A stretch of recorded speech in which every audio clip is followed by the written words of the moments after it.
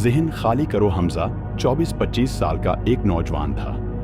بظاہر سب کچھ ٹھیک تھا، مگر اس کا دل اور دماغ ہمیشہ بوجھل رہتا۔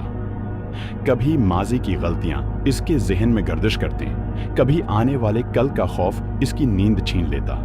وہ موجودہ لمحے میں جیتا ہی نہیں تھا اور اسی وجہ سے زندگی میں آگے بڑھنے سے قاصر تھا۔ بہت سوچ بچار کے بعد اسے کسی نے بتایا کہ پہاڑوں کے درمیان ایک دور افتادہ گاؤں میں ایک مفکر اور ماہر نفسیات رہتا ہے جسے لوگ بابا جی کہتے ہیں۔ حمزہ امید کی ایک آخری کرن لیے وہاں پہنچ گیا۔ بابا جی ایک سادہ صحن میں چارپائی پر بیٹھے تھے، چہرے پر سکون اور آنکھوں میں گہرائی تھی۔ حمزہ نے بیٹھتے ہی اپنے دل کا بوجھ اتار دیا۔ اس نے بتایا کہ کیسے وہ ماضی میں کھو جاتا ہے اور مستقبل کے خیال اسے پریشان کر دیتے ہیں۔ میں اسی وجہ سے حال میں کچھ کر ہی نہیں پاتا، حمزہ نے آہ بھرتے ہوئے کہا۔ بابا جی مسکرائے، بغیر کچھ کہے صحن میں رکھے گھڑے سے پانی بھرا اور ایک گلاس حمزہ کے ہاتھ میں دے دیا۔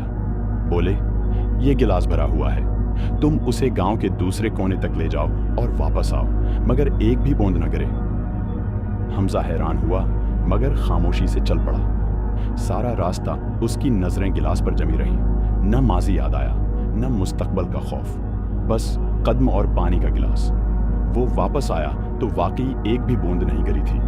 بابا جی نے گلاس لے کر کہا، دیکھا حمزہ، جب تمہاری توجہ صرف حال پر تھی، نہ ماضی تمہیں پریشان کر سکا نہ مستقبل، یہی زندگی کا راز ہے۔ انہوں نے نرمی سے کہا، ماضی کو چھوڑ دو، وہ گزر چکا، مستقبل اللہ کے حوالے کر دو۔ اگر تم حال پر توجہ کرو گے تو تمہاری ساری ٹینشن خود بخود ختم ہو جائے گی۔ اس دن حمزہ کا ذہن ہلکا ہو گیا۔ وہ سمجھ گیا کہ سکون کہیں باہر نہیں، بلکہ ذہن کو خالی کرنے میں ہے۔